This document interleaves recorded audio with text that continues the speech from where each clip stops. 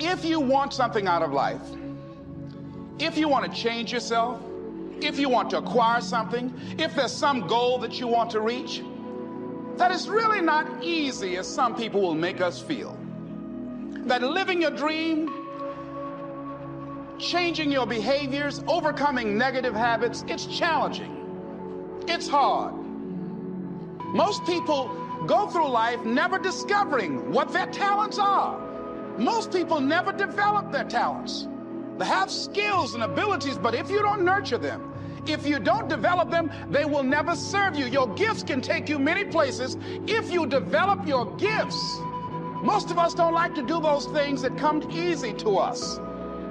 I've always loved to talk to people. I decided, taking this advice, to develop my skills as a speaker. And my gift has developed and it's taken me many places. You have something that you brought to the universe.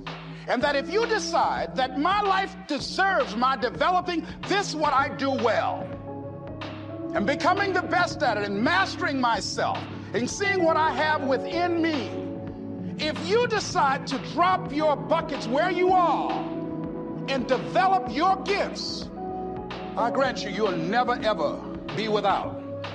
I grant you that your gifts will take you places that will literally amaze you.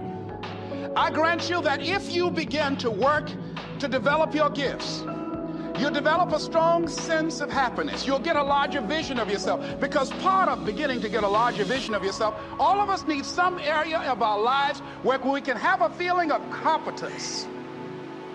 That people know when they think about this area, that's something you do. That you eat and sleep that. And that you do that. You do that. People know it, and you know it, and you know that you know this. If you don't know anything else, you know this. Can you tell I know what I'm doing? Oh, hello. You know this. So you've got to work on it. When other folk are having a good time, you've got to have the strength of character to concentrate, to read, to digest information. If you decide in any particular area that you're concerned about, to make a conscious, deliberate, determined effort to read one book a month in that area, in 5 years, you'll be among the top 5% experts in the world. I read a minimum of 2 books a week.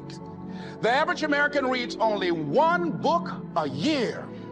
If you decide that area that you love, that you are going to master that particular area, in this era of accelerated change, overwhelming complexity, and tremendous competition, as you begin to develop and expand your skills and your talents and your vision of yourself, you will always be in control of your destiny. The next thing is, whatever it is that you want to do, you want to do it massively. I have a friend who was telling me that his sales were down. I said, well, how many phone calls you make a day? He said, 25. I said, double them. Make 50 or 75 or 100. He said, oh man, that's just too much. I said, what do you mean too much? You behind on your bills? You talking about too much? You know one way to get back on your feet real quick is to miss 2 car payments? You talking about you're tired? There's no competition out here. Decide that you're going to push yourself. Most people won't do that. Most people give up on themselves easily. You know the human spirit is powerful.